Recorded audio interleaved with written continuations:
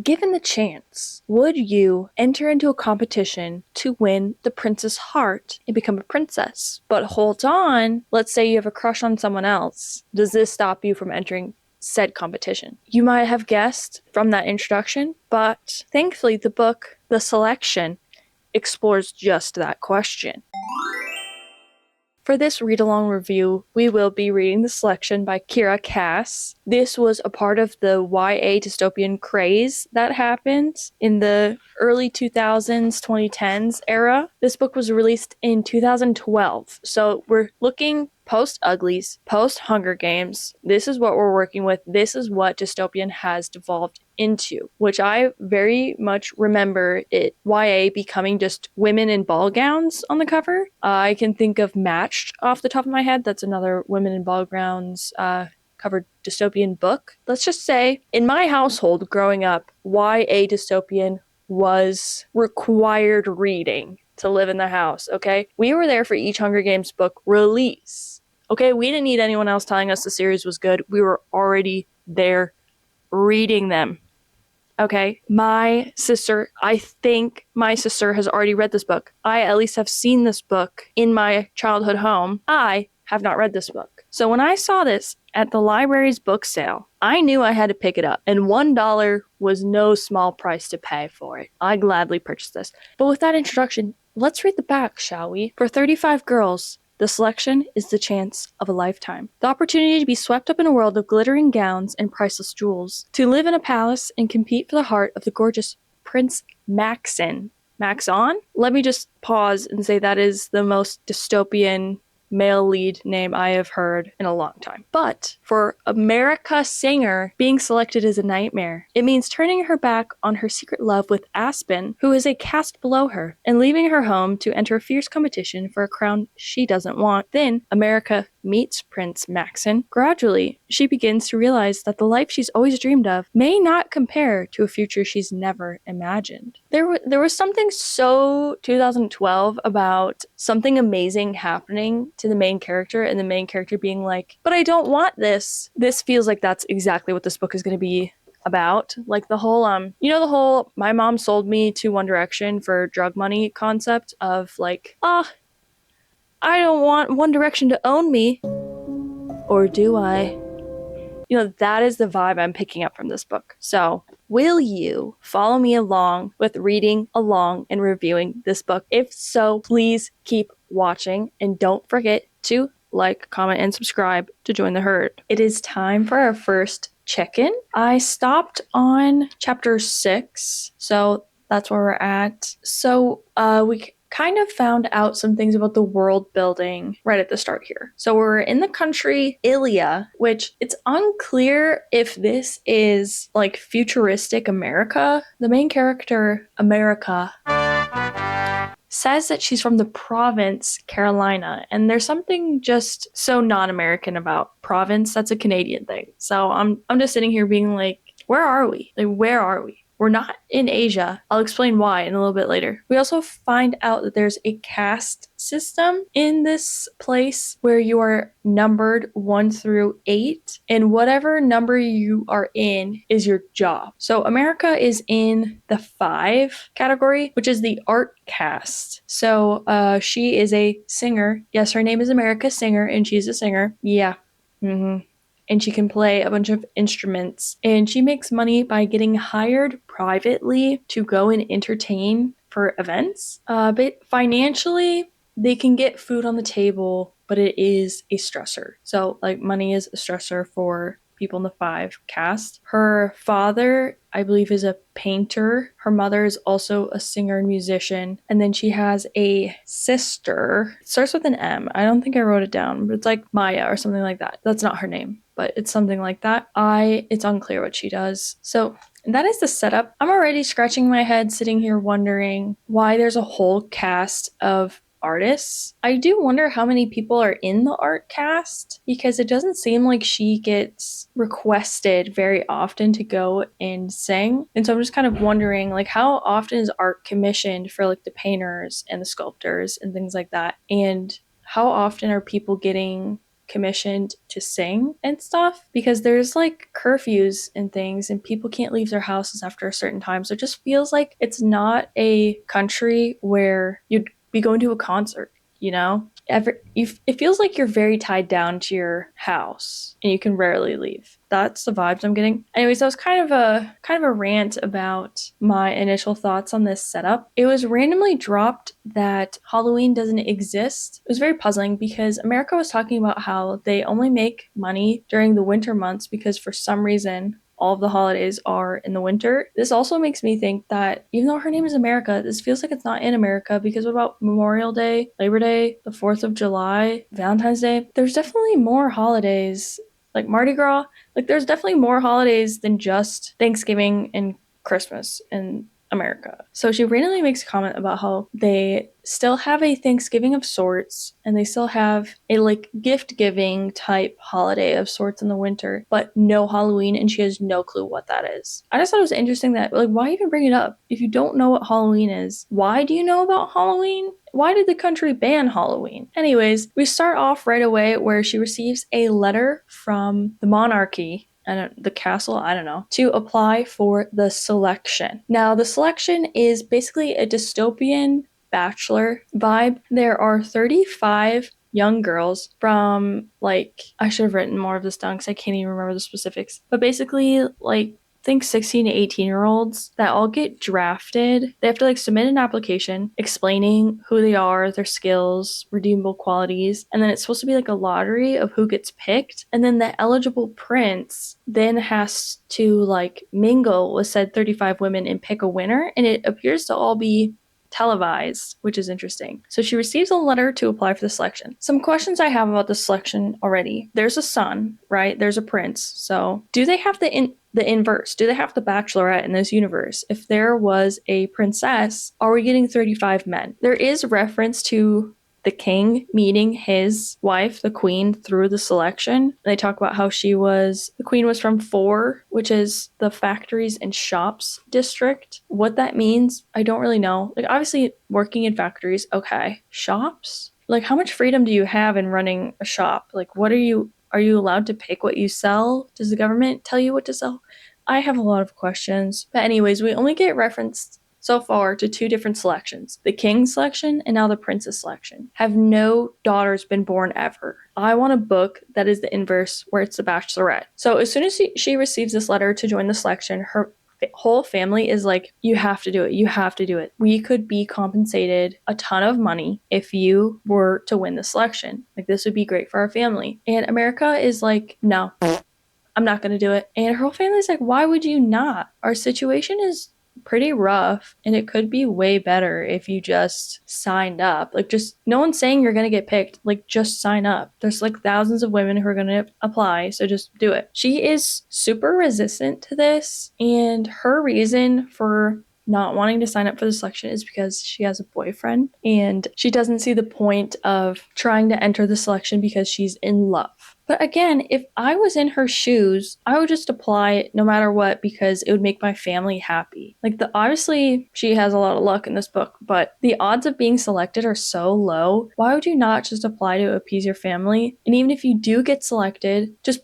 become insufferable if you don't want to marry the prince.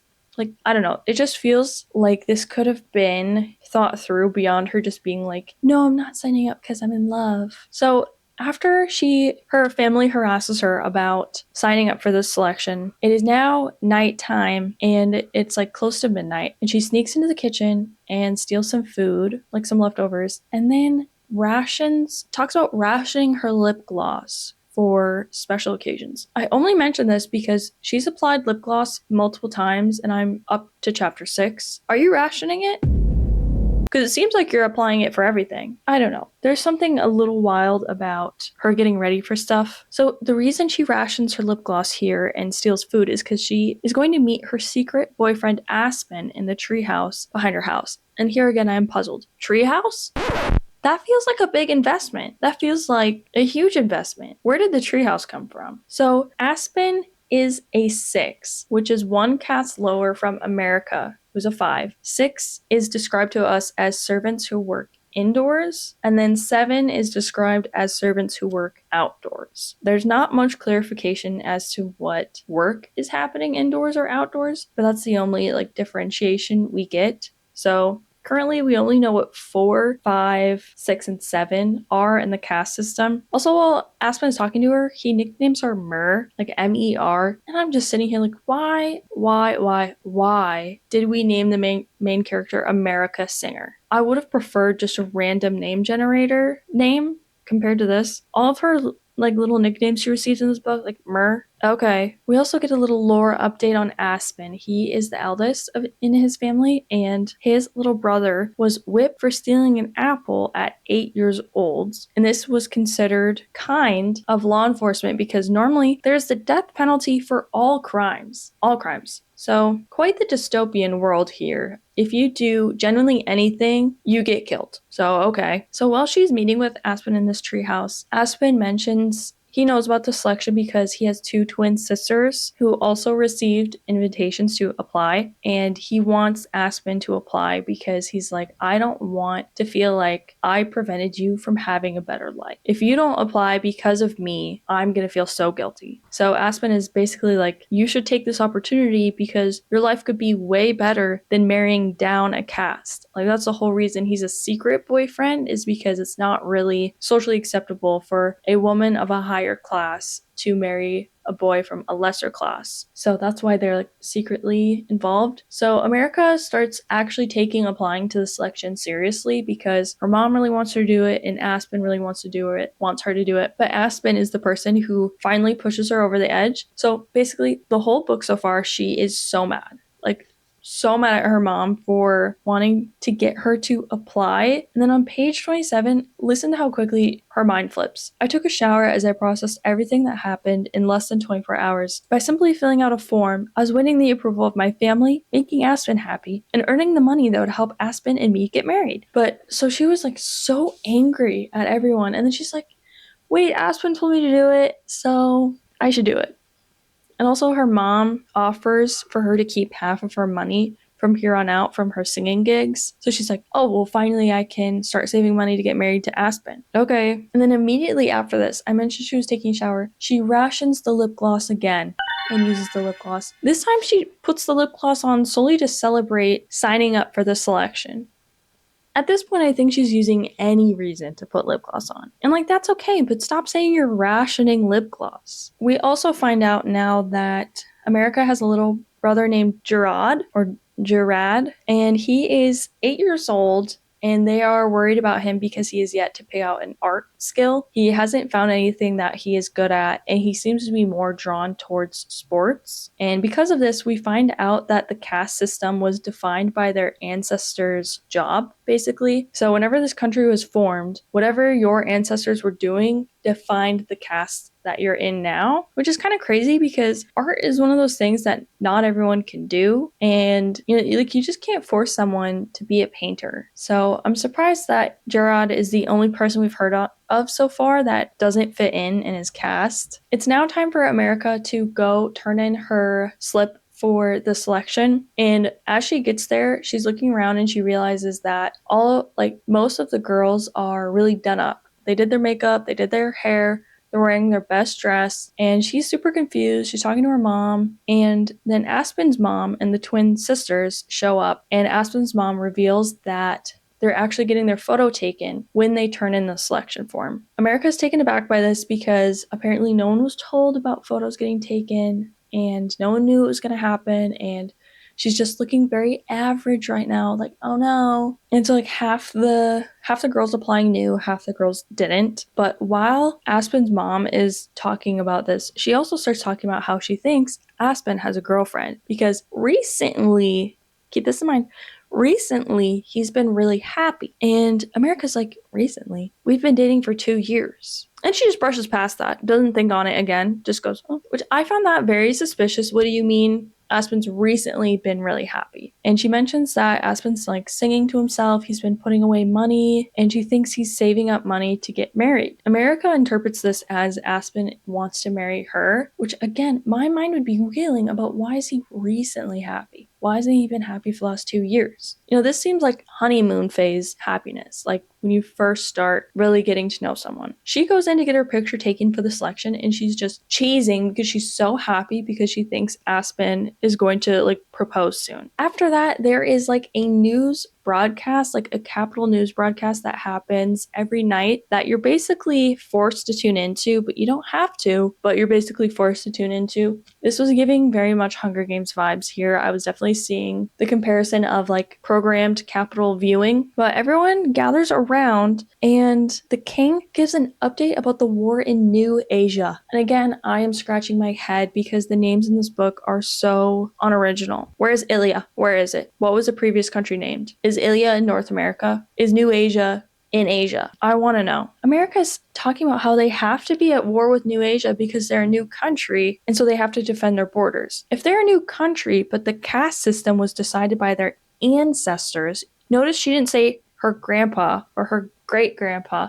She said her ancestors decided the caste they're in. So if this country has been going for generations, yes, that's still technically a new country, but is it so new it still needs to defend its borders? And why is New Asia trying to compromise said borders? Again, just politically, this is not making sense. Then we are introduced to Gabriel Fedaya, who's basically the Caesar Flickerman of this book. Even the way they like hype him up is exactly like the Hunger Games. And Gabriel, or Caesar, interviews the prince and asks him like, what is he looking for in a wife? Is he nervous for the selection? Just asking really basic questions. And America thinks to herself that the prince is a wimp. And I was like, whoa, whoa, whoa, whoa, whoa. What did he do? He gave the most basic answers ever, barely divulged anything. And she's like, wow, loser. I just have written in my notes, go to jail for premarital. So multiple times when America is with Aspen, she emphasizes how far they go with each other, but not far enough to have consequences. And that's how it's phrased. And they say that multiple times. And she keeps saying like, oh, she has to be married first because of the consequences. And people will, like, she can't do something noticeable, otherwise she'll go to jail. So I'm sitting here and be like, are people going to jail for premarital? That seems a little intrusive for the government to be intervening like that. I understand it's already a super intrusive government, but that's crazy. Jail for premarital. Now, America has been working for like a few weeks and she's saved up a bunch of money from keeping half of her pay from her gigs. So she uses it to bake a bunch of food and makes like a picnic for Aspen. So she goes up into the treehouse and sets up all this food and like lights a candle, and he comes up and he's just pissed. And she's like, what? He's like, I'm the man. I'm supposed to provide. Do you know how insulting this is to me? And she's like, well, I saved up extra money and I wanted to like have a dinner with you. He's like, no, seriously, this is so embarrassing for me. I'm the provider. I'm a man. This is so insulting. He's just like losing it. And then he starts going crazy saying, I can't be doing this to you because I can't make you a 6. And he's getting really mad and heated, and he breaks up with America because apparently her feeding him is just so embarrassing that he can't handle, his like poor fragile ego can't handle it. And like, okay, I think it's a fair point to be like, I don't want to marry you because I don't want you to have to go into a lower caste, but why is he so mad about the food? Like, she earned the money and she cooked it. Can't you just be grateful that your girlfriend cooked food for you? I don't know, that rubbed me the wrong way. I feel like we're supposed to like Aspen at least a little bit. I don't know, I don't like him. So the next day after she's been broken up with, they are tuning into the newscast that's going to announce who has been selected. So there's going to be 35 total people. They named 2 names, and one of the names is Tuesday. Like, the character's first name is Tuesday. I apologize if any of you guys watching this are named Tuesday, but that's a stupid name. I don't like it at all. And again, I'm sorry, Kira, but this naming is just not a fan of the naming. So after Tuesday gets selected, the third person selected is America Singer. What? Who would have guessed that she got selected? What? You're telling me she got selected? That's crazy. And that's where we left off. Okay, so it's definitely written like such a cliche YA dystopian, but how it is just perfectly mixing the show The Bachelor with The Hunger Games is so funny. Why do we have Dystopian The Bachelor? But that is everything I read so far, so I will check back in with you when I have something else to say.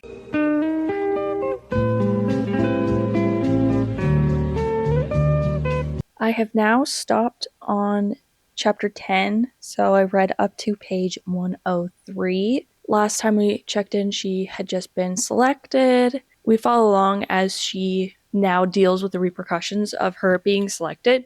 First and foremost, her whole house gets swept by security for security reasons. We have started to mention the word rebel from time to time, and it appears that the rebels often attack the castle where the king lives. Like, it's unclear what the rebel group is. It's just known that the rebel group will attack you if you are related to the monarchy in any way. And a random man discusses her contract with her. He shows up to her house and he starts off all dramatic and he looks at her younger sister and he's like, I think her name's Maya. We'll just nickname her May. Okay, I think her nickname's May. Looks to her younger sister May and goes, you can't be in the room for this. She bursts into tears. Dramatic much? I think it's not that crazy for to be younger and not be included in every conversation. Plus, your sister's in the conversation, so she can just tell you everything later. But anyways, she leaves crying, and this assistant is like, so officially your body is the capital's. You no longer have bodily autonomy now. And he says this in a way in reference to her health. And he's like, you now need to maintain a specific bill of health that we know you're not meeting. And his solution to this is he just gives her a Costco-sized container of multivitamins. And he just says, take one of these every day. And that is their solution for getting her up to a clean bill of health. And from my understanding, it feels like healthcare in this country varies based off of what caste you're in. So if she's a 5 and there's 8 castes, I feel like they could have taken her to the doctors, had her do a physical. I think there could have been more done to ensure her health than just a multivitamin. And then her mom is also like, she needs a sleep aid because she looks like shit. Okay. Strays coming for this girl. Okay, whatever. But then this is where I got lost, okay? This is where the book lost me. He is like, you need to confirm for me that you're a virgin. And he's dead serious. And she's like, yeah, I am. He's like, well, if you are found out that that's a lie, you'll get put to death. What is this? And when he mentions this, she's just like, yeah, I know the law. Why are we killing people? This is crazy. There is this really weird emphasis in this book about how if you engage in premarital, you get put to death, which is an insane thing to focus on as a government. But that's what we're doing here. Then he also drops in here that the selection could last for days up to years. So America kind of signed her life away for a lot longer than she was anticipating. I mean, if I was on The Bachelor and it took out 2 years of my life being on The Bachelor, I would not last. Then we also find out that if she gets caught in any kind of romantic relationship with anyone else, say she's at the Capitol and she's writing love letters to another person, or if she's caught in a compromising situation with another person, she will get put to death. She now belongs to the prince, basically. He also reveals that her family receives weekly compensation while she's in the selection. So upon signing this waiver, basically, she gets her first week of compensation. And she doesn't even bother to look at what the amount is. I want to know how much they're paying. The top 10 in the selection become elite. Not sure if we know what that means yet, because my reading comprehension is pretty bad, so I might have missed something. But once you become top 10, you learn how to be a princess. You kind of learn the ins and outs of the castle. After the selection, no matter what, if she loses, well, I guess if she were to lose in the selection, she immediately gets bumped up to be a 3, because apparently life would be too difficult to return back to her 5 lifestyle now that she had so much exposure. So it's just better off if she becomes a 3. And then she mentions, if she becomes a 3, she'll become a teacher. So I guess 3s are in education? Again, the designing of the jobs in this caste system is confusing me. But she gets bumped to a 3, but her whole family stays a 5. So she would lose her family over this. No matter what, she's losing her family, basically. But if you win, you and your whole family become a 1.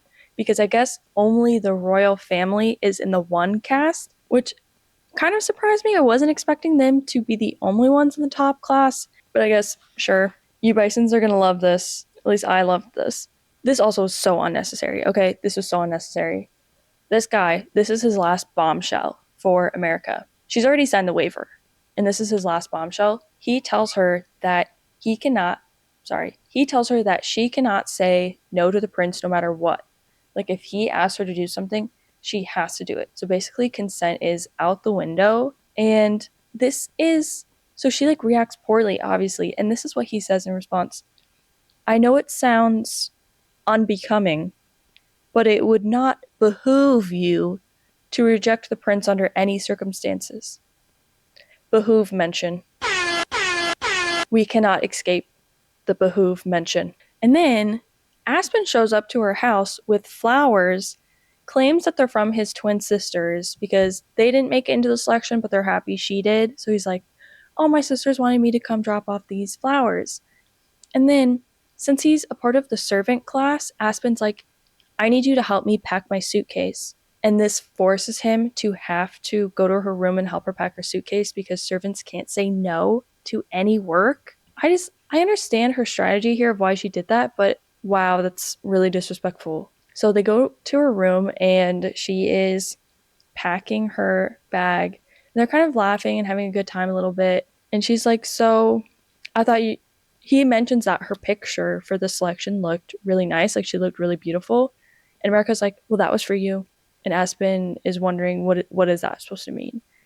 And America explains that in that picture, she was reacting that way and smiling so big because she thought Aspen was going to propose. So this starts like a fight.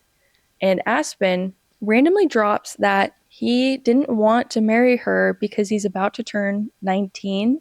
And when you turn 19, there's a draft. And if you get drafted, you stay in the draft until you're like 22 or 23. And if you get sent to the front lines, you are basically dead. So there's like a high mortality rate for those drafted.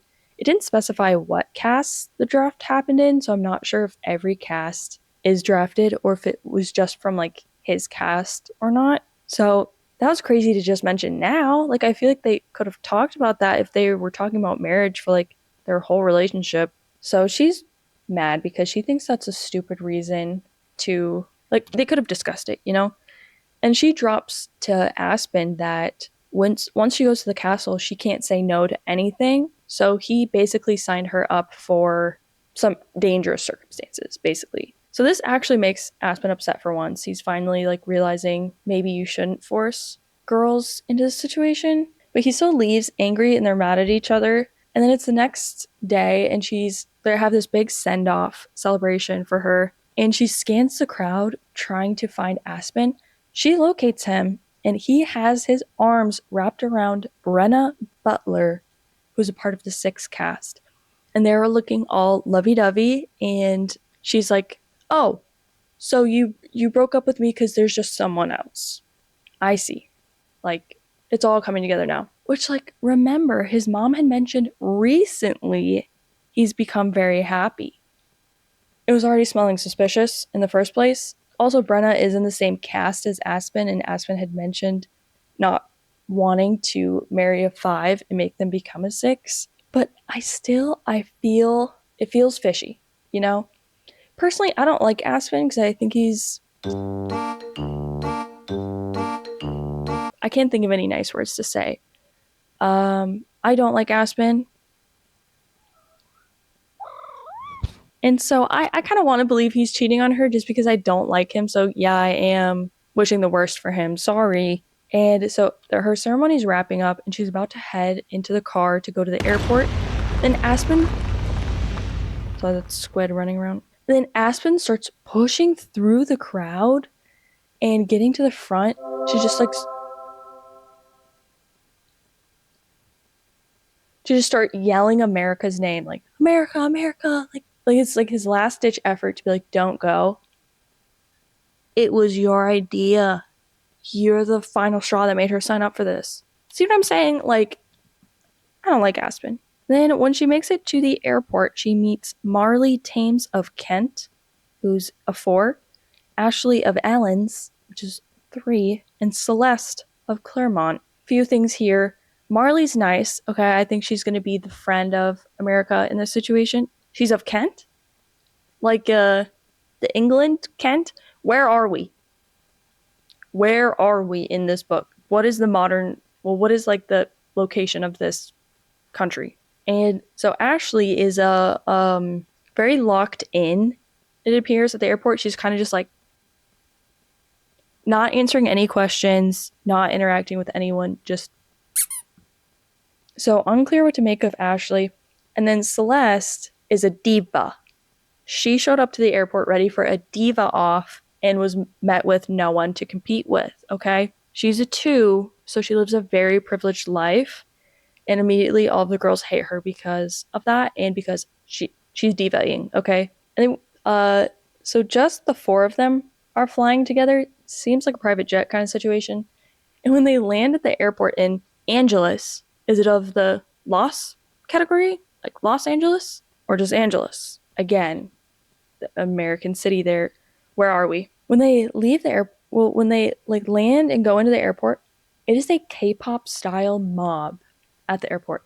I don't know if you're a part of that universe or not, but if you have seen airport videos of when K-pop groups land at the airport in South Korea, they are like flocked with mobs of fans trying to get a picture of their airport outfits. This was the vibe that this was giving. We find out from the airport that Marley is already a fan favorite.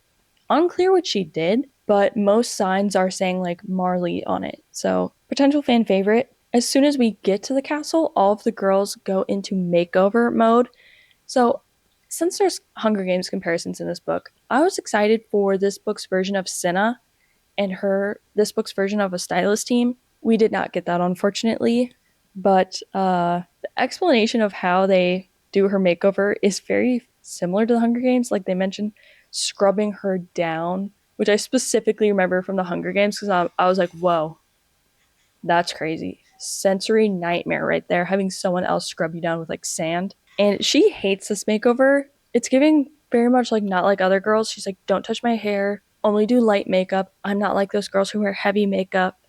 You can't paint my nails. Like, she's super anti-painting her nails. It's not that crazy, okay? And her stylist is like, what look are you going for? And she's like, aren't I just enough?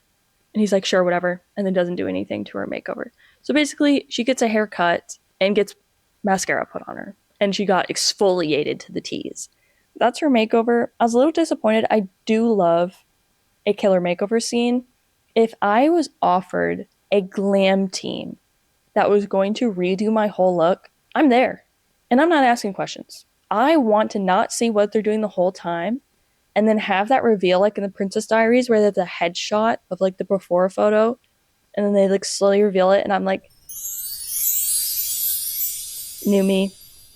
I would eat that up. There's another character in this makeover scene that is bursting into tears because they want to dye her hair blonde.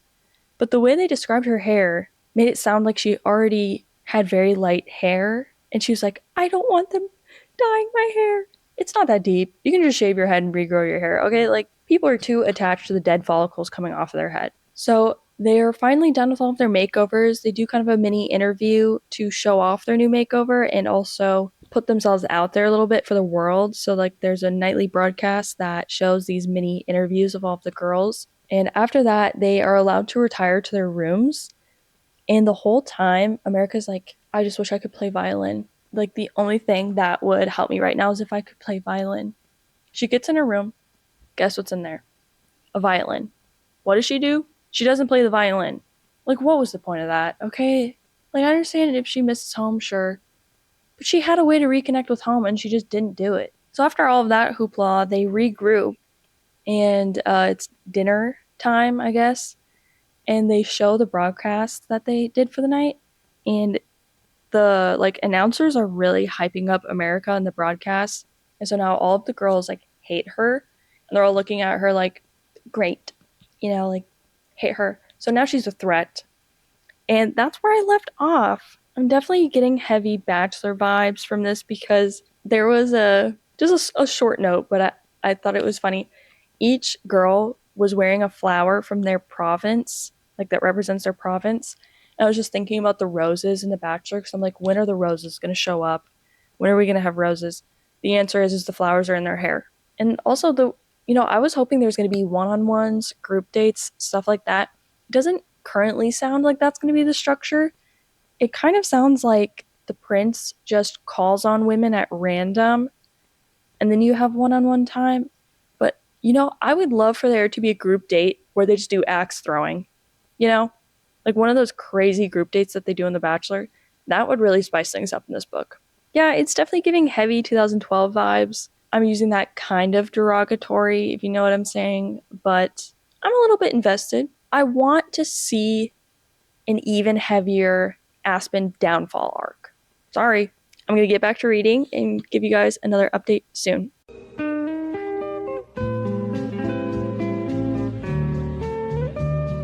Another check-in. I stopped on page 168 at the start of chapter 14. A lot has happened. Starting off on a light note here, I guess, America can't make sense of why the girls are mean to her in this competition, and her friend, Marlee, has to explain to her what bullying is and, like, the concept of bullying. And their reasoning for why she doesn't know what bullying is because she was homeschooled. I think she still would have had an opportunity to learn what bullying was. I mean, siblings can bully. I don't know. That was odd. I also forgot to mention this, and this happens a lot, where I think something's stupid, so I ignore it, and then it becomes instrumental in the plot of the book. And what I missed this time is way back when Aspen and America were dating, when they would meet up in the treehouse, she would sing for him, and he would give her a penny because that was her job, was to sing. So he wanted to pay for her singing, but he didn't have any money, so giving a penny was all he could do. And she had a jar filled with all of the pennies. And when they had their last fight, when they're packing in her room, she dumped out all of the pennies and said, take your money back, basically. But one penny got stuck to the bottom of the jar, and then she brought this jar and said penny to the castle with her, and she kind of pulls it out and looks at it, and she goes, why'd I bring this? I agree, why did you bring that? I understand bringing the penny, but did it need to be in the jar? That feels like a waste of packing space. So yeah, I just feel like that's going to keep coming up, and I wonder if it's going to be evidence of her having another lover. Bro, can you imagine she just gets sentenced to death and dies? I'm pretty sure this is like a trilogy, but can you imagine if that was the story? Okay. And then after this penny incident, let me tell you, okay, I was pissed off. So let me just paint the scene for you here. So it's the first night in the castle, and America starts kind of panicking because she's like, wait, I'm stuck here, and I don't have free will, and I don't have bodily autonomy, and this is going to be my life for the foreseeable future. She has a balcony attached to her room, keep this in mind, where she goes outside on her balcony to get some fresh air. Then, after she does that, she decides, I need to run into the gardens. It's been specified like 15 times. I don't think I ever brought it up because I also thought it was stupid that she's not allowed to go outside without permission or like a guard. So immediately I'm like, okay, girl, sure, you're gonna go run outside. She sprints out of her room down the hallway and runs to go into the garden. And the guards there are like, hey, what are you doing? You can't do that. And this is what she says. No, I need outside. The words were tangled. I couldn't breathe right. And the guards are like, you need to go back to your room. You can't just be running around like this. This is a safety concern. And she's like, please. And she's like panicking. And she keeps going, I can't breathe. And then she faints. Okay. She falls into the guard's arms, except the guard is like taking a step back as she's like falling because he's like, whoa. And she starts like grabbing at him because she's falling. And she's starting to feel really woozy. And I'm like picturing this in my head. And I'm sorry. In my head, I'm like, this is so embarrassing. And I was like, wait, This is really embarrassing, so you know what's going to happen? This is where we're going to meet the prince. And I'm not even kidding. The next line after I was sick with embarrassment, let her go. This was a new voice, young but full of authority. And yep, it was Prince Maxon. Max on, Max off. And then the guard is like, she collapsed. She wants to go outside. And Maxon's like, okay, let her outside. She needs to go outside. And he's just completely cool with her. And as soon as they open the doors, she genuinely sprints outside. And then the sweet smell of fresh air pulsed through me, giving me all the motivation I needed. I pulled myself out of the guard's arms and ran like a drunk into the garden. What are you doing? Like, I understand she's panicking, but her solution to the panic was to go outside. She was already outside when she decided this.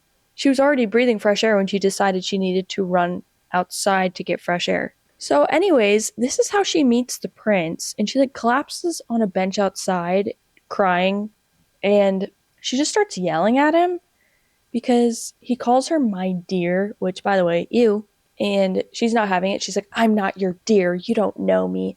She's like, you're sick and twisted for having this competition. And she's yelling at him about how she thinks he's so gross and she doesn't want to be here and everything sucks. And he finally like, calms her down, and then they have like a heart to heart, and she's like, yeah, I have no desire to be here and I actually love someone else. And he's like, well, if you want to go home, I can just send you home. And she was like, no. He's like, what? Wait, why did you not take me up on that offer? You just were panicking about being here. And she is just like, well, my plan is to just enjoy the food here and take the money until you kick me out. And he's like, oh, okay, sure. So you don't want to go home. So they have this little like interaction, and then he's like, hey, by the way, can you not bring up that we had this like interaction? It wouldn't be fair to the other contestants if I was secretly seeing a contestant when I wasn't supposed to, so just keep it under wraps. And she's just like, sure. Ah!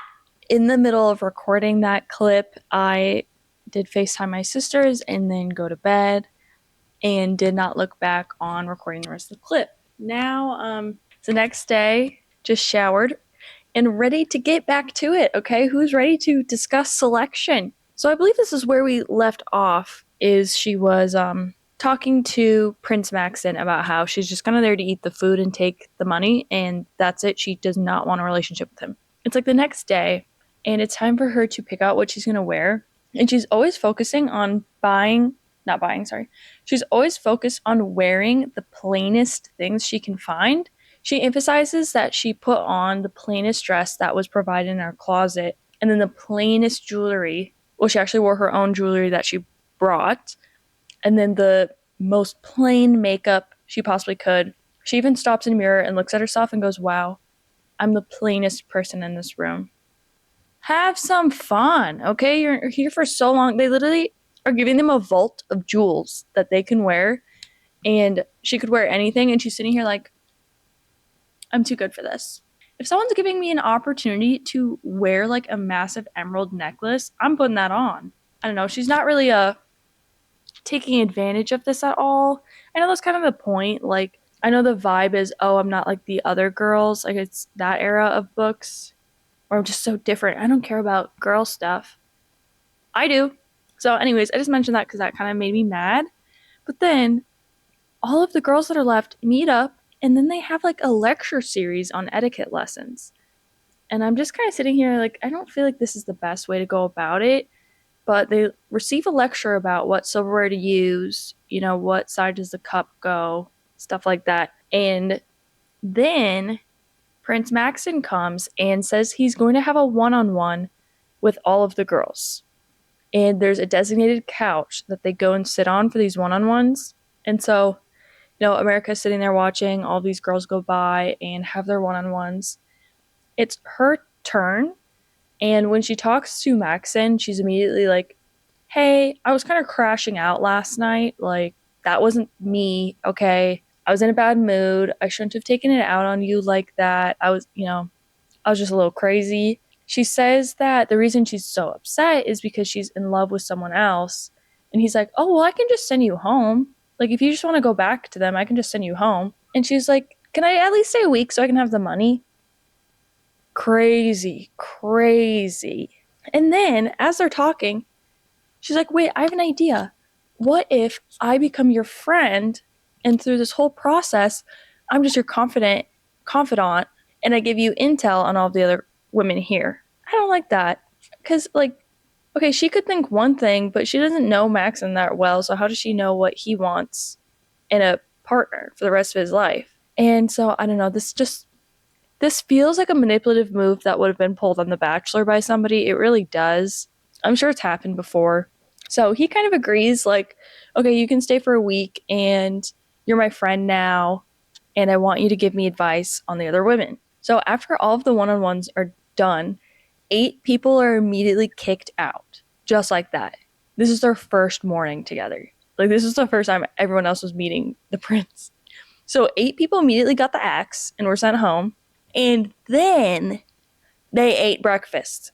I can't believe they did all of that before breakfast. It's crazy. While they're eating breakfast, though, America starts moaning while eating a strawberry tart. This is one of my pet peeves of mine is when in books characters are described as moaning when they eat their food. I have never done that, and I've never been surrounded by anyone who does that. I'm sorry, that's weird. I don't like that. So I'm already cringing, but then Maxon makes eye contact with her and is like, "You really like that tart, huh?" Ooh, okay. But then he's like kind of flirting with her, and then everyone is like looking around because they're like, why is Maxon just openly flirting with her in front of everyone at breakfast? America brings up that she loves these strawberry tarts so much, she bet if her little sister May were to have one, she would cry. And he was like, oh, you want to bet on it? And she was like, I guess, like, we can bet on it. And he was like, what do you want most in life? That's a loaded question. Holy. And so then she finally decides, because she's like, I can't ask him for, like, just anything, you know? Like, this is going to reflect on my character. So she decides to ask to be able to wear pants for a week. Okay, not crazy. And then if Maxon were to win, he says that she owes him a stroll around the garden. Okay. I did think that part was a little cheesy, but I also thought it was kind of cute, I guess. I don't know. So immediately after they make this bet, they don't hold you in suspense at all. They immediately are like, yeah, Maxon won the bet.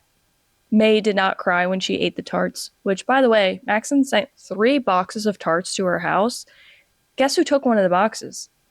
Aspen. He's still mooching off her. May ate the tart, did not cry, so Maxon won the bet. And now it's time for them to go on a stroll. As they're strolling through the garden, the guards are like, I'm going to follow you. And Maxon's like, no. And the camera team's like, I'm going to follow you. And Maxon's like, not now. So they're completely alone and they're walking through the garden. And he's asking about America's family. So she's going into detail about her 2 older siblings and her 2 younger siblings and just discussing just general family stuff. Maxon like stops walking, turns to her and goes, well, because America's like, what do you really want? Because Maxon was like, there's no way you just wanted pants. And she's like, whatever. So he's like, you know what I really want? And then he turns towards her and grabs her. So she knees him in the knits. He like doubles over. The guard comes running and he's like, no, I'm good. But then he is like, you need to leave and you're not coming to dinner.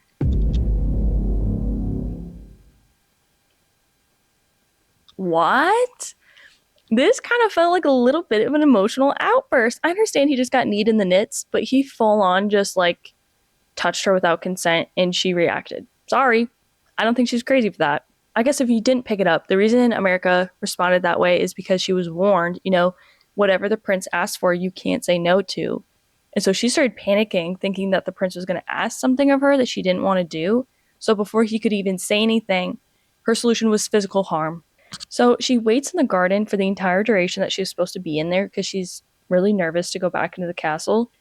She goes back, and the whole time she's like, I'm getting sent home. I'm getting sent home. That's for sure. And she gets up to her room, and there's a box, like a present. And her maids are like, this was delivered as soon as you left to go into the garden. She opens it up, and it's a box of 3 pairs of pants. and a note from Maxon that was like, you ask so little of the world, it's so hard not to give you what you ask for, or something like that. So that was sweet, but it's hard to really love the gesture because he just freaked out on her. Now, the next day at breakfast, America's heading there kind of with her head down. She's like, yeah, this is the end of my time, so I might as well just make the most of it.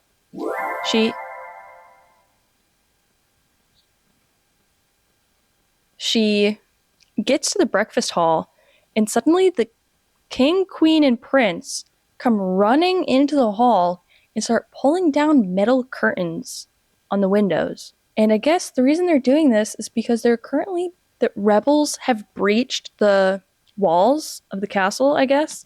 And I'm over here, like, I can't take this seriously. Okay, why is the royal family pulling down metal curtains? I just can't get over this. I can't imagine a royal family where they are a part of the defense. I think that kind of is the whole reason why there isn't a defense. And they start barricading the room.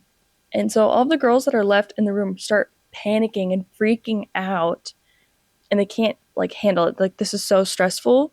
And Maxon decides to go and check on each individual girl and just be like, how are you doing? Are you okay? And America has this moment of clarity where she's like, I need to act like the queen, because how the queen is responding is how I'm supposed to be responding to this. So she locks in. She's just like,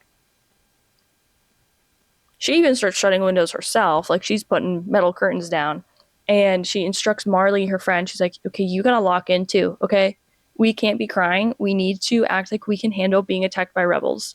Which I'm laughing already that they're just getting attacked by rebels on a Wednesday, but okay. And then when Maxon finally checks on America, she mentions that she's super worried about the safety of her maids because she has like 3 maids that tend to her. And he explains like they have their own safety procedures and like their own safe zones that they go to. And she's like really up in arms about this. And then she also explains to him why she need him and drops the lore that this guy has been going around telling all of the girls that they can't say no to him. And so he's like disgusted by this. But I'm sorry, the way he reacted to grabbing her, I don't know, got a rotten taste in my mouth. And then she's like, I'm surprised you didn't send me home. He's like, oh yeah, I've actually been thinking about sending you home after breakfast. At least he's honest. Okay. But then they keep talking, even though he only checked on everyone else for like a minute. And she asks about the rebels, and he goes, okay, there's 2 rebel groups, the Northerners and the Southerners. And she's like, pause. How do you know the difference between the 2? And he goes, you don't. They're just dirty men. Huh? And then he complains about all of their constant attacks on the castle because he's like, all they do is just like steal stuff. Like, why do they even steal stuff? Like, what's their goal? But then he also mentions how these rebels aren't even 8s and how they haven't even made it into the social like structure of this country. So it's like, okay, you have people who are literally cast out by society and you're surprised that they're taking valuable items. They're probably trying to survive. Like, the 8s already have like the toughest life out here, and you're describing people who have it even tougher, and you can't believe that they're doing that. Anyways, the rebel attacks are over. America goes back to her room, and it turns out her maid Lucy has trauma with these rebel attacks because there was one time a rebel fawn grabbed her and was going to kidnap her, and she was thankfully saved, but she goes into like a state of shock every time there's rebel attacks. And that's kind of where we left off, was the rebel attacks. But I'm going to keep reading and let you know how it goes. We are back talking about selection. I ended in the middle of a chapter, but on page 218, I just kind of had to pause. Normally I finish the chapter. I had to pause because there's a lot of stuff that developed at the beginning of this chapter that just needs a lot of attention, so I didn't finish it, but we'll get to that in a little bit. So from where we left off, Maxon goes to find America and finds her in her room playing cards with her maids, and he's like, oh, she sees maids as people. Bare minimum. Bare minimum. Only reason it really... Okay, there's just like this weird vibe to the book where she keeps talking about her maids and talking about them being like, yeah, well, I think they're human. I do. And I don't know, it just feels like the book is trying to push, like, look, she's so different, she's so nice, she treats people who are servants like real people. And it's like, okay, shouldn't we all? Who's acting like they aren't people? The vibe of the book when it talks about like the serving classes and the people who like work for the castle, it's a little odd. I feel like we should have the expectation for everyone that they treat people who are serving them as humans. So this is the first time Maxon has showed up to her like room. So he starts like walking around and he's like, "It's not how I imagined it." "What do you mean? It's your castle. She's staying in your castle." And she mentions that, like, "Hey, this is your place. You designed it." He's like, "Yeah, but you could request to change the paint." And how much is that going to change? Personally, if I was given a guest room in a castle and told that I could customize it, I think I would just leave it be because I don't, interior design is not something I excel at. So I'm just going to let them decide what's good. Only thing I might do is change the sheets. I'm very sensitive to texture and I only like sleeping on flannel sheets. So I might ask for 100% cotton sheets. Yeah.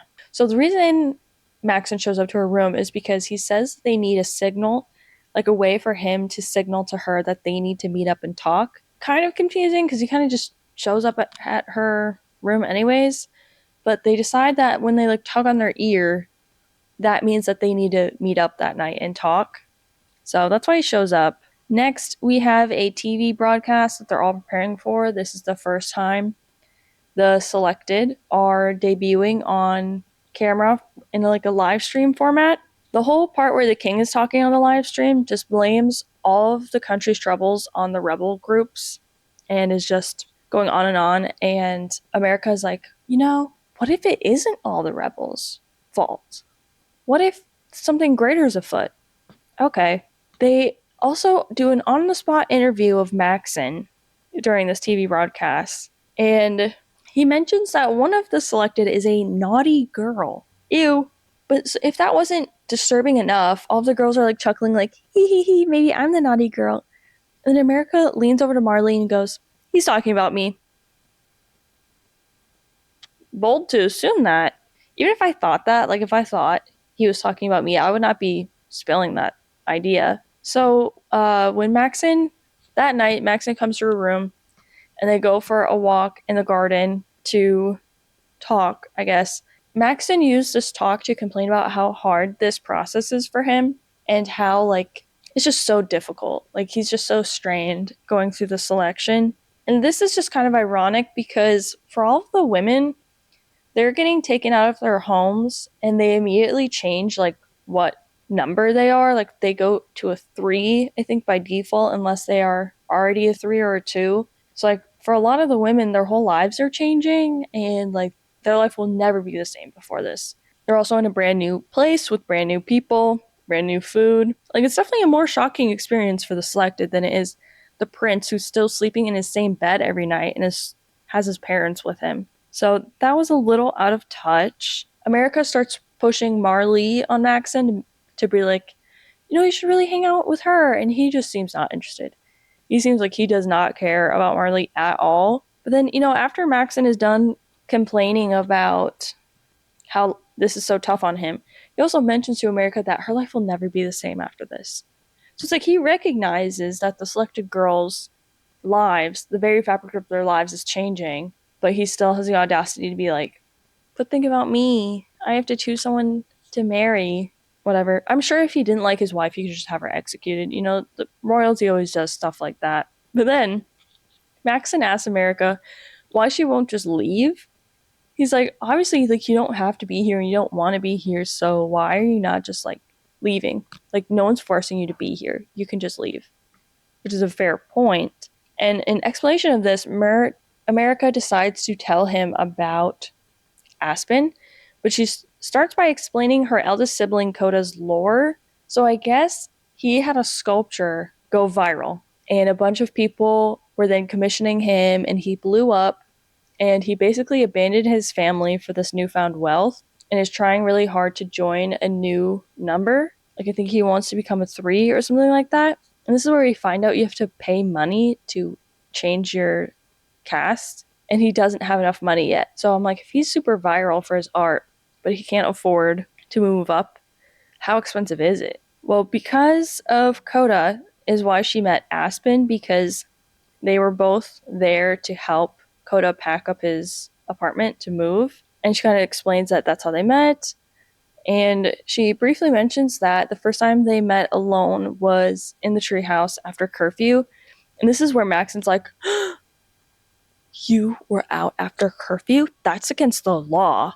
I'm just puzzled why that's what really threw him for a loop.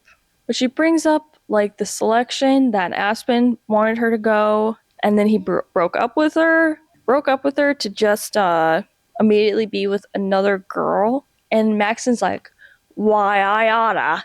You know, like he starts really bulking up and acting like he's gonna beat up Aspen, which I'm like, okay. I hope that happens. I'd like to see it. But then after she tells the story, she's like, that's why I don't want to go home, is because I don't want to have to see Aspen and deal with what happened. And he's like, I promise to keep you up until the top 2. This man is just way too trusting of America. She's constantly talking about all the rules that she breaks that, like, his dad made up. He's willing to bring her all the way to the top 2. So now it's the next morning, and America sees Marley, and Marley shares about her date that she had with the prince. America's a little bit mad because she's like, well, I just saw Maxon last night and he didn't tell me anything about their date. Like, I brought up Marley and he immediately like shut me down. What's that about? And then this is crazy, okay? There's a character named Anna Farmer from 4 who worked the land. Anna Farmer is a farmer, okay? Right. Her first name should have been Ima. I'm a farmer. That would have been way better. I have beef with this author's naming scheme for everything. I really do. It's just so... there's not a creative bone was used for naming. Well, anyways, Anna Farmer slaps Celeste in the women's room, and I guess this is her immediate send-off, because if you have any kind of physical violence towards the other women, you just, like, default get sent home. So goodbye, Anna. This is where things really started to lose me. All right, so the beginning of chapter 17, the first sentence is, who was the president of the United States during the Third World War? Pause. World War III happened? Okay. Also, why do we care about the United States? And so now is when I realize that Sylvia, who's kind of in charge of the girls, is now having, like, lessons to help prepare the girls for life, I guess. So this is where we kind of get a lore update on what's going on with the country, except it's so confusing, and that if this is world building, it's not good. And so then someone knows the answer to who the president is, and she responds, correct. President Wallace was the president before the Chinese assault and continued leading the United States throughout the war. What did China do? And then she goes, what was China's motivation for invading? And I guess Americans were in a lot of debt that they didn't pay back, so China just invaded. But when they invaded, America still didn't have any money, so they didn't get any money back. And so instead, they took over America for their labor and named it the American State of China. Okay. But then she says, so, like, we literally get told that the Chinese took over America. They renamed it.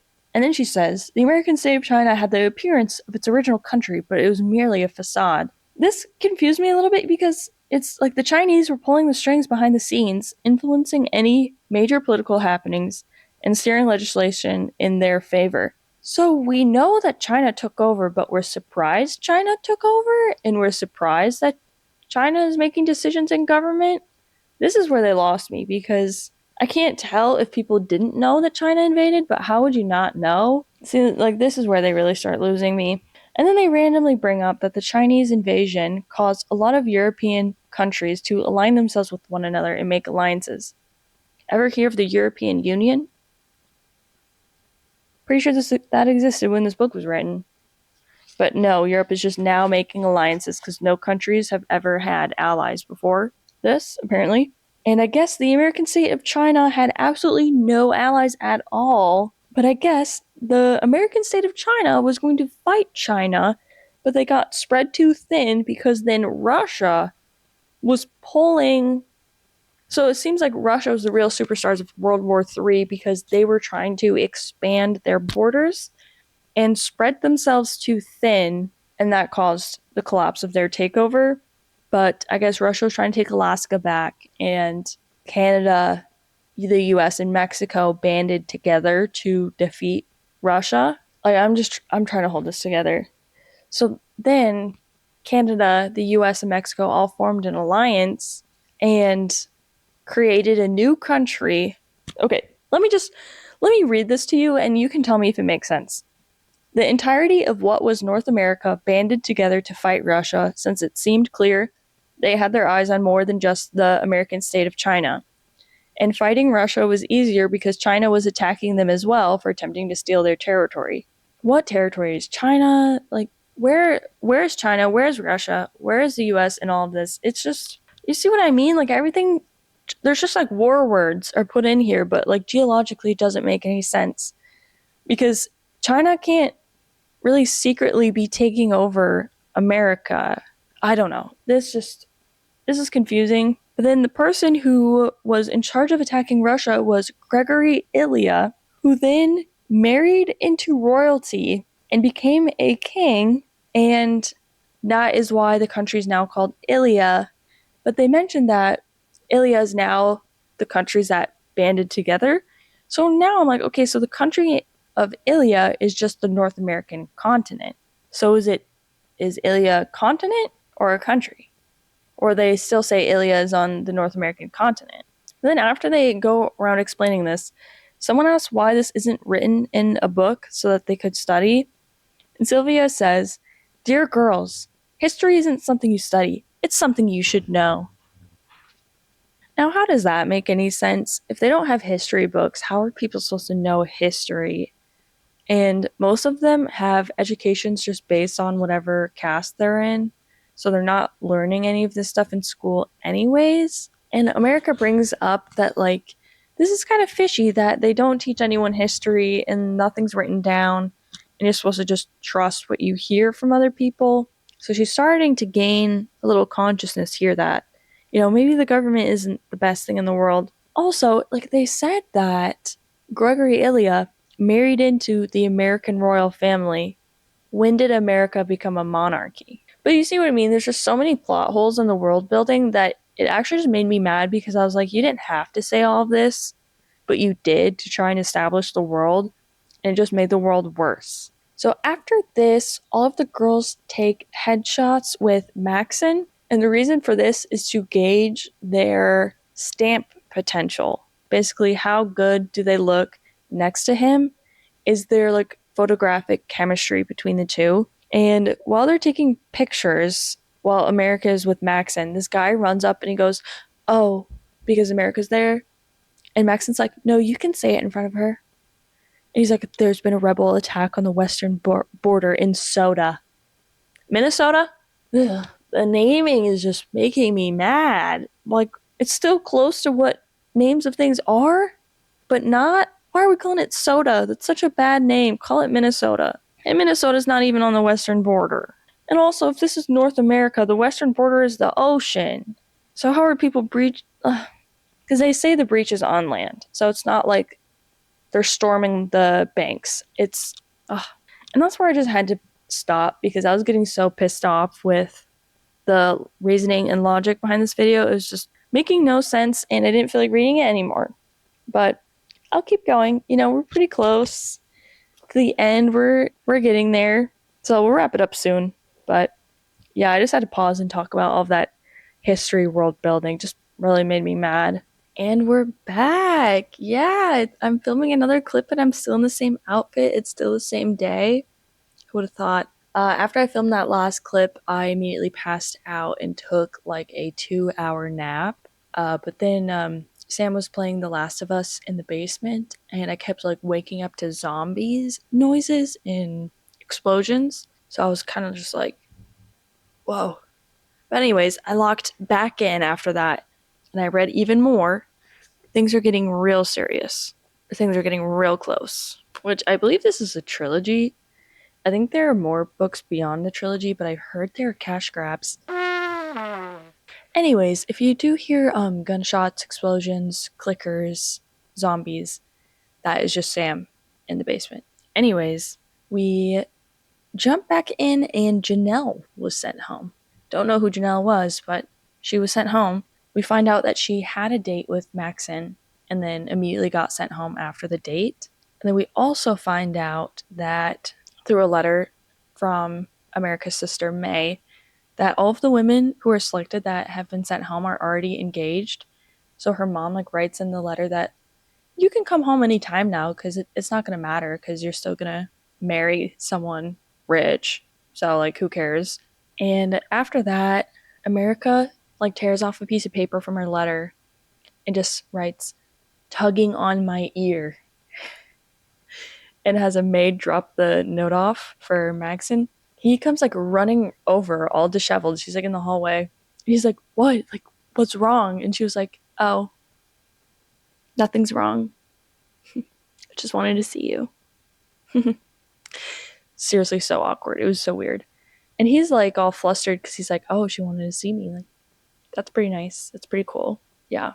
And genuinely, the reason she wrote him that note is because she was mad that he went on a date with Janelle. And she wanted to know why he sent Janelle home. But instead of saying that, she was just like, I just want to see you. But then she's like, you can go back to your meetings and stuff. He's like, oh, I want to talk to you for a little bit. And he's again complaining about running the country and about how it's just the hardest job ever and everything sucks. And he wishes this wasn't his position. And America takes this time to explain to him how different life is for everyone outside, but in the lower castes. She explains that most people in the 7 and 8 castes have to resort to stealing in order to survive because they don't have enough food. And he was like, stealing's wrong. Okay, Prince, what would you do if your whole family was dying and you couldn't put food on the table? He's obsessed with the rules in a way that you can tell that he's just never had to question the morality of anything. But she also explains that the education's bad, not everyone gets the same education. And his response to this is, so you weren't kidding about the food then? You really are here for the food. And she was just kind of like, why would I lie about that? So that was kind of a painful conversation. I don't know. It's hard to talk to people that have just no basis for what what reality is for the average person. So Maxon really takes this to heart, and he comes into dinner and announces to everyone that, you know how you're supposed to get compensated every week for the selection? Well, actually, he's taking the money away from all of the 2s and 3s that are still in the competition, and the 4s and farther still get compensated, but they're going to get compensated a little less. And everyone's just kind of like, what? You promised that we would get paid for this. So that's a little random. But now it's after dinner and they're preparing for this interview. Well, the nation broadcast, the Capitol Report, and all the girls are going to get interviewed. There's 25 people left now that Anna Farmer and Janelle were sent home. And her maids show up and they're like, we've got tea. We have tea. Janelle was sent home because she was talking badly about you to Prince Maxon, and he snapped and sent her home. So that's why she got sent home. And then the maids pull out this extravagant red dress and they're like, this is what you're wearing to the interviews. And America's like, this isn't really me, I this is kind of flashy for me. And they're like, well, here's the thing. All the other maids said that all the other girls are requesting blue dresses that are on the plainer side because they're all trying to copy you because they've all noticed that Maxon likes you. And she's like, oh. So you're going to stand out like crazy because no one else is going to have a red dress. And then she's like, well, what if Maxon doesn't like me because I decide to be different from myself? And the maids were like, every girl deserves to shine. Okay. Okay. So she wears the dress anyways, but then when she shows up to the interview area, Celeste comes up to her and she goes, I need your help with something, and grabs her arm and pulls her into the bathroom. And once they're in the bathroom, she's like, give me your dress. They need 3 people to help her get in this dress, and you think she can just pull it off in the bathroom? But America refuses because she's like, this is my dress. I'm going to wear it. So Celeste rips a sleeve off of the dress and also scratches her arm, which is very dramatic. Okay. So before they start the interviews, but after the broadcast starts, the prince announces that there's now going to be province services offices that are going to serve as food shelters. And these are going to be for, I think, 6, 7, and 8s to help provide nutritious meals when times get tough for them, which is like, okay, great idea. But then he was like, all of the selected here have all these lovely ladies that were selected gave up their compensation to fund these. I'm sorry, but like, that's where you took the money from? You could have asked them. Like, I think it's a good concept, but like, that's kind of crazy. That's kind of crazy that he took the selected's money to fund the food shelters. And then he mentions that it's only going to last a couple of months with the money he took from them. So people who are 2s and 3s need to start donating money to keep these going. And I'm just like, that is such a government move, is to make the people fund literally everything as if the government doesn't have all of their money already. Typical government move. So that pissed me off a little bit. What happens if I don't like Aspen or Maxon? Is now America's time to be interviewed, and Gavriel, who's our Caesar Flickerman, says, so why are you named America's Singer? And she says that when she was in the womb, she fought hard. And she continued to fight hard after she was born, just like America did. I'm pretty sure America's not even a country anymore, so how hard did it fight? I don't know, just seems like a stupid reason for her to be named that. It, like, literally, America got taken over by the Chinese government and then had to form a completely new country with Canada and Mexico, which, by the way, is just the northern continent. Whatever. And then she gets pressured into telling Gavriel that she's the one who yelled at Maxon because the whole world's been wondering since he brought that up. And then Maxon's like, you should tell the whole story. That was supposed to be a secret, and Maxon's the one who requested it to be a secret. So then she just tells the whole world that she was feeling claustrophobic in her room, ran, almost passed out into a guard's arms because he wouldn't let her outside. Maxon lets her outside. She's crying and yelling at him, and she's saying everything. Like, she's not adding fluff to this story. She's just outright telling it how it was. And I'm sorry, that's embarrassing. I would not do that. That's embarrassing. But then also she's asked to explain what she sees in Maxon, like, what do you like about him? And when she's talking about him, she refers to him as Maxon, and everyone like gasps because, you know, you're supposed to say like Your Majesty, Your Highness, or Prince, or whatever.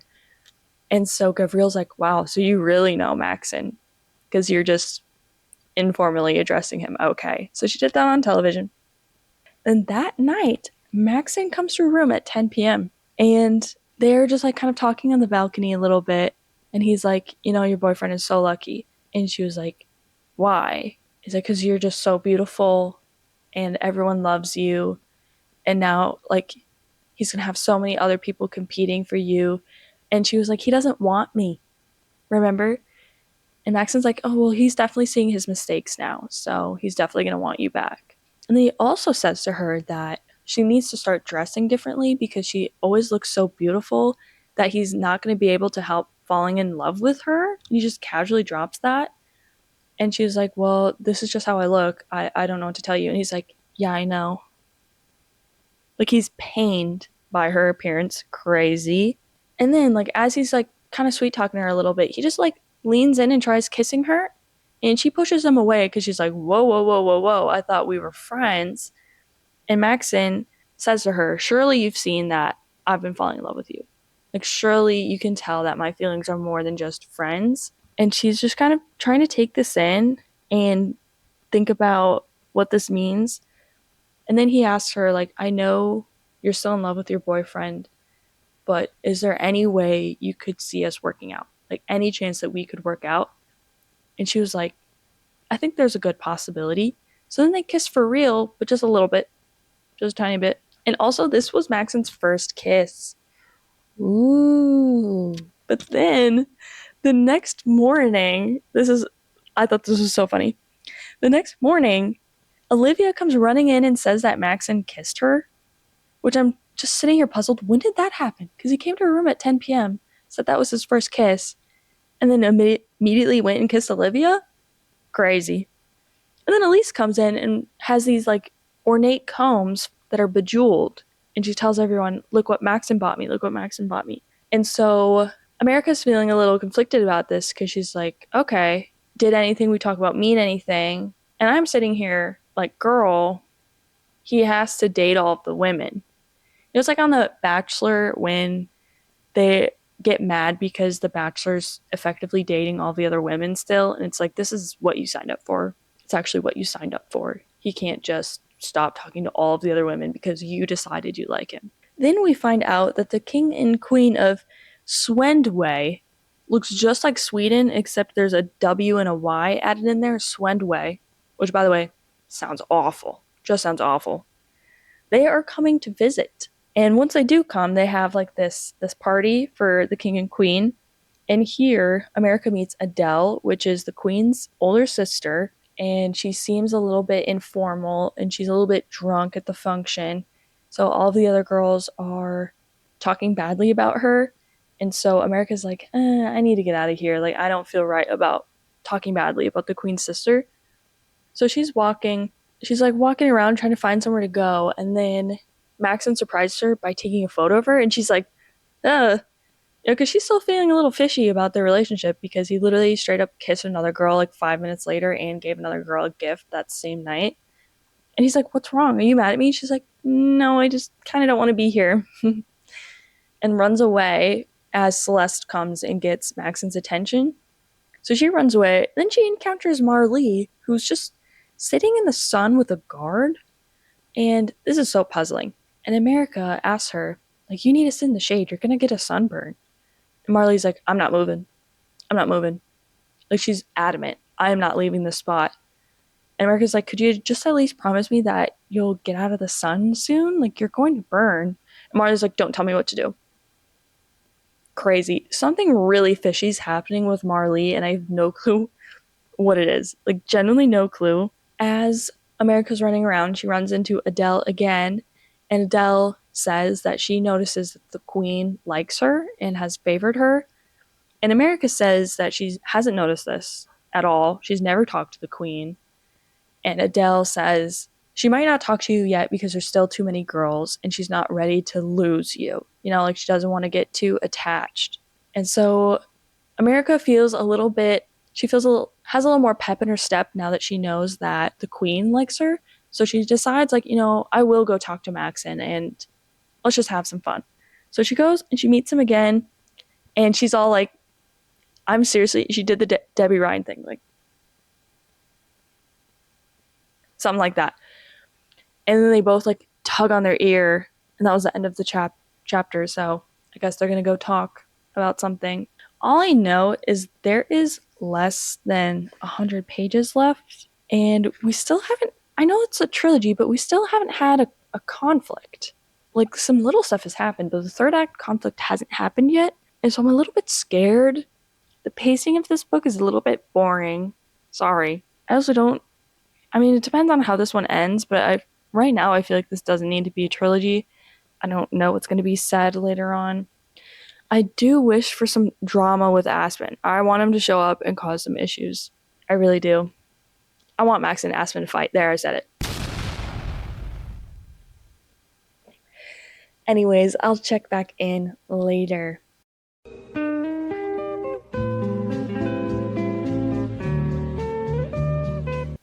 It has been a month since I've picked up the book. I'm not gonna lie, I was so just overwhelmed and fed up with the world building that I had no desire to read it again. Also, the pacing had just gotten really slow, even though it was towards the end of the book. But I have finished the book. Wow, yay, it's done. I have words to say. First of all, I'm sitting really far away because I feel really ugly right now. So I think maybe if I'm farther away, I'll be a little bit blurrier. So also, yes, my Christmas tree is up. Didn't really have any time after Thanksgiving to put the Christmas tree up, so I had to do it now. But before I talk about my thoughts, I am just going to go over a summary of everything I read so far. So before, we had kind of talked about Marlee being really weird at the Queen's event where she was just like sitting in the sun and like refused to leave. And then Later on, Marley confesses that she doesn't feel anything for Maxon, but she also won't leave. Uh, as soon as I read this, I was like, she's definitely messing around with the security guard or something. Like, there's definitely something suspicious there. And I'll add on to that later. So just keep that in mind. Then, this is where things actually started heating up, but it still took me forever to finish the book. Maxon and America have a date together, and they're going to be watching movies. But as they are walking to where the movies are, America sees Aspen, and he is now a guard in the castle. So it turns out he got drafted. He did. And this is where he ended up. And Maxon like sees her like pause, and he's like, "Oh, do you guys know each other?" And America's like, "Oh yeah, we're from like the same town." And he's like, "Oh, you must really be rooting for her then to win the selection." And they're just like, "Yeah." But then to make matters worse, Maxon's like, "Oh, well, I'll assign him to be your personal guard because it'll be nice having someone like take care of you or whatever." So now Aspen is her personal guard. Their date kind of goes bad because she cannot get over the fact that Aspen's there, and Maxon kind of notices but doesn't really know why, and that's just kind of the end of their date. Next, one of the selected, Chris, is thrown a birthday party, and she shows up to her birthday party in a mock wedding dress and a crown in her hair. Bold move, kind of crazy, but Chris does kind of seem like a nice girl, so not too many hard feelings, but it was weird. And Chris is blowing everyone out of the water. She looks super good, and everyone's like kind of mad. So, Celeste, our stereotypical evil villain for this story, starts talking to Chris and is being like super nice and super clingy. So obviously something's afoot. But then this is where I had to pause, which I've been editing the clips because I kind of needed a refresh on what I had read so far. And the amount of times I say this is where it lost me is insane. How many times am I going to get lost? But this is another time I got lost. Celeste brings up Tessa Tamble, who is a national celebrity for being a famous singer, but she's a 2. Wouldn't a singer be a 5? But like if you blow up, do you automatically just become a 2? Like does fame take you into another cast? Because I know like her brother Coda had moved because he had a famous sculpture.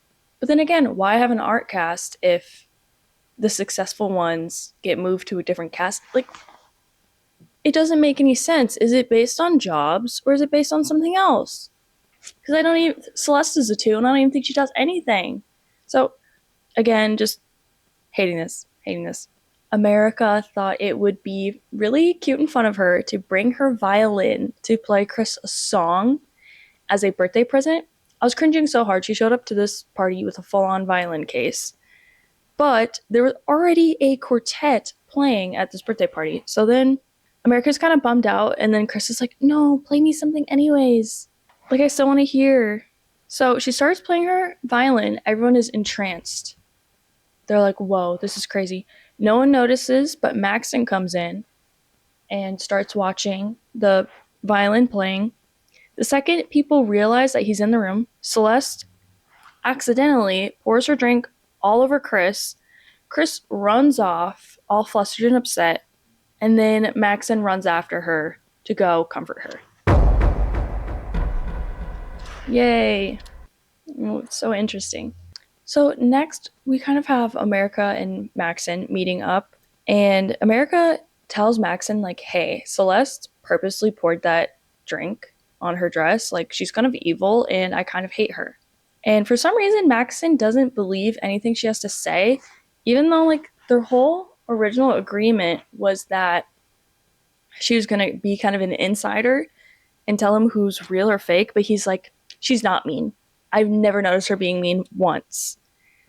And then, like, he gets really angry, and then he tells America to remember her place. You guys had an agreement. This is crazy to me. What is with these 2 boys in this book just losing their cool really randomly over, like, normal conversations? The next day, because America's really mad at Maxon, The next day, Maxon tries tugging on his ear to be like, hey, we should talk. America just ignores him. She's just like, bro, I don't mess with you right now. Leave me alone. And then that night, Aspen is guarding her door because, yes, he is her personal guard. He goes into the room. They make out, and he kind of just gives her an update on like what he's been up to, about how he got sent to training and stuff like that. And then that was in the middle of the night. And then that morning, America wakes up and claims she has a headache, but she's lying. She just doesn't want to see Maxon at all. Like, she's so mad at him that she stays in her room all day and doesn't talk to anyone. And then that night again, Aspen comes into her room and he tells her he's still in love with her. And America is like, but what about Brenna? You guys were kind of an item, when I was leaving. And he's like, what? Everyone knows Brenna's super clumsy, and she just slipped and fell into my arms. I was just catching her. I don't think I believe that. I don't. Because she specifically said that she saw them with Aspen wrapping his arms around her, and they were standing, and they were like that for a while.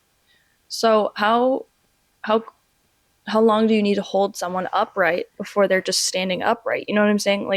I believe he's telling the truth for the sake of the story, but I don't believe him. Okay, I don't believe him. And then that same night, there is another rebel attack, and this time, when they wake up, the rebels are already, in the castle. So America is like, oh, my mates have to come with me because they don't have enough time to make it to their safe place. And they're like, no, it's not meant for us. And she's like, you're coming with me. So they take the secret tunnels to this vault safe house thing. And lucky us, Aspen is there. Yep, he's just going to be everywhere now. And then, in typical Maxon fashion, he's going around and checking on all of the girls and just seeing how they're faring during this rebel attack. And when he comes up to America, he leans over her to whisper in her ear, how are you doing? And this gave me pause. America describes his smell as chemically. She's like, I can't quite place my finger on what he smells like. He kind of smells like chemicals.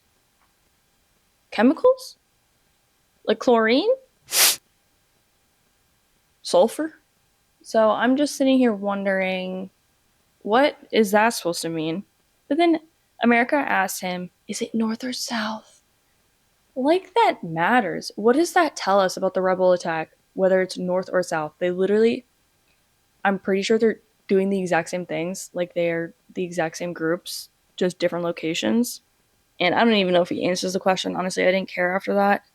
She goes back to her room, and her room had gotten ransacked. So yes, the rebels were inside of the castle. Sylvia shows up and says that 3 girls have already said that they're going to leave on their own volition. And then she hands America a cell phone so that she can call her family. The random implementations of modern technology with the regency of this story is very confusing, and it really takes me out of the story.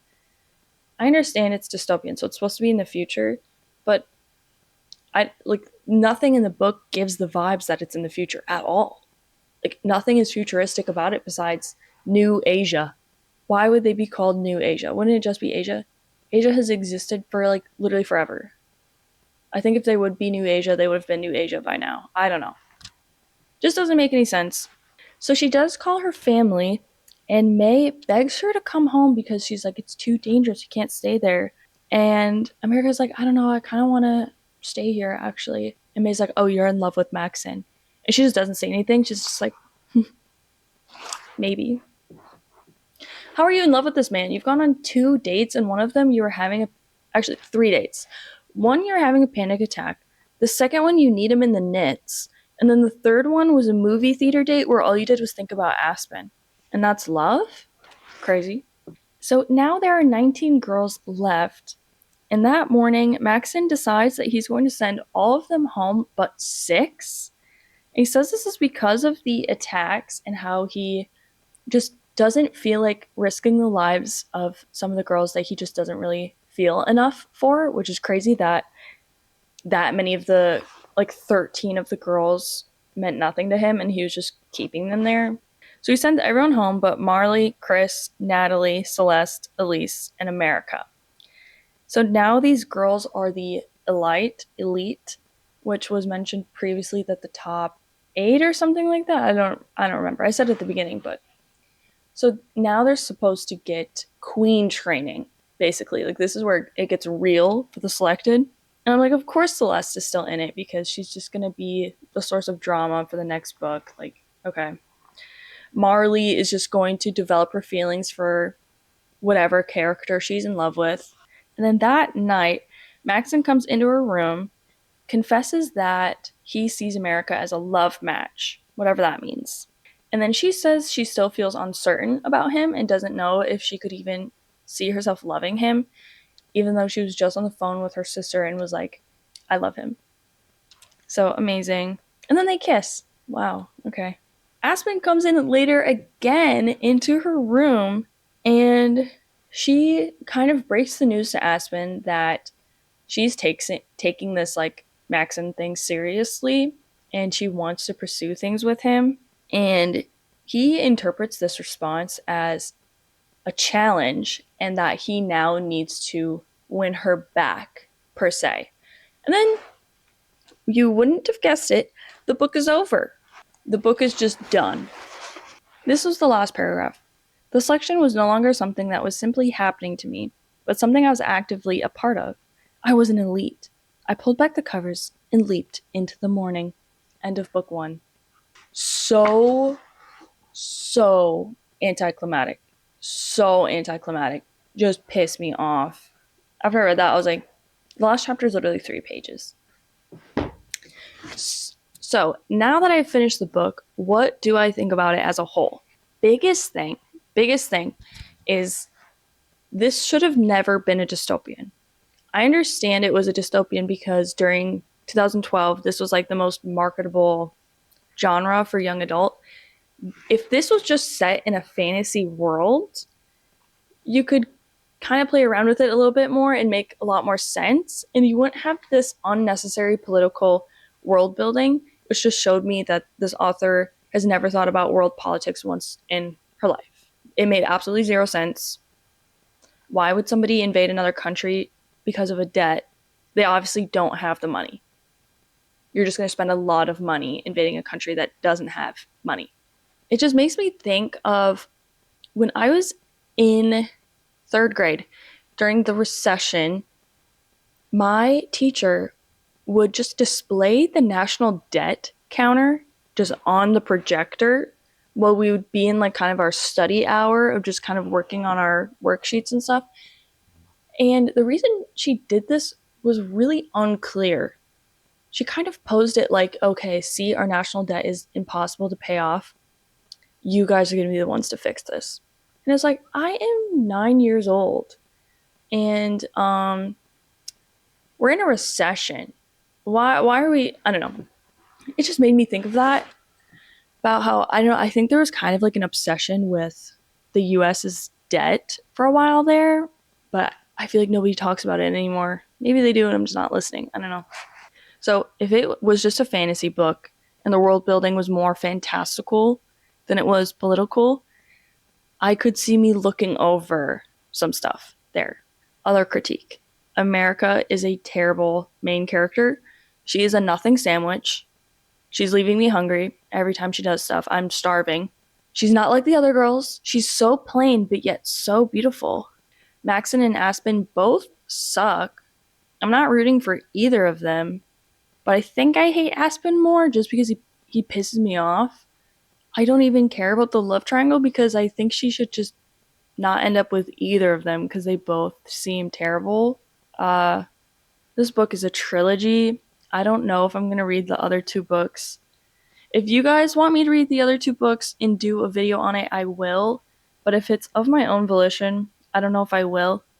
I did look ahead to see what other books this author had written, and she wrote a 4th book, which, spoiler warning, okay, that is about America and Maxon's child going through the selection process, which they had a daughter. So my question earlier about do they have the selection for women, the answer is yes, they do. And I also found there was a novella where Marlee is with a personal guard, so I clocked that right away. Knew that was happening. Another thing that's making me mad is these rebel attacks. I feel like they were used as plot devices to bring her and Maxon closer and an excuse to have some selected leave on their own. Which I guess, yeah, the danger element does make sense for people to leave. But what is going on in this country where rebel groups can just infiltrate the castle on the regular? Like, it's only been a couple of weeks and they've had 2 intrusive attacks. I don't know, build a moat? Like, it just feels like this castle has no defense mechanisms. And if I recall correctly, castles were solely built to be on the defensive. Like, that's why they had the small little windows that were curved this way so your archer, could get people that have a blind spot. I'm just sitting here, who built this castle? Because the design is terrible. Rebels are constantly getting inside, doesn't make any sense. And I was reading some reviews online. This book actually has a pretty good rating on Goodreads. It's like a 4. And I found out that when this book came out, anyone who rated the book 1 star and left a review on Goodreads, the author personally attacked them on social media. And I was going down a rabbit hole, and I thought that was kind of crazy. Which also, I looked at this author. They haven't written anything outside of the selection universe. It's all been selection stuff. And that kind of puzzled me. I'm surprised she never wrote beyond that. But she also seems like she's not open to criticism, so I hope she did not watch this video. I doubt she will, but sorry, I really, really did not like this book. Overall, it was pretty juvenile and very YA, which is kind of to be expected, so I'm not really going to complain about the dialogue and stuff like that, because it's kind of what I expected it to be. Just something what makes me so mad about this book is that it's dystopian, because dystopian as a genre is so impactful, especially in YA, to help people understand corruption in the modern day. But the Hunger Games was so instrumental to so many kids of teaching them, what governments can do. And look, in our own governments, do we see patterns that were present in those books? How subject are we to propaganda? Things like that. So it's dystopian was so important for a while because it helped people see things differently and have better perspective. Selection added nothing. It's lesson was we should treat everyone the same, even if they're poor. How is that a dystopian lesson? And I don't know, maybe the US shouldn't be a monarchy, but how would the US ever agree to a monarchy? That's kind of the whole thing. Ever hear of 1776? Does that mean nothing? We hate monarchies here. So with all that being said, I think I rate the book 2.5 stars. If you guys made it this far in the video, thank you so much for watching. I love making these read-along reviews. It's so much fun for me. And I hope you guys enjoyed. If you did like it, please like, comment, and subscribe if you haven't already to join the herd. And I'll see you guys in the next one.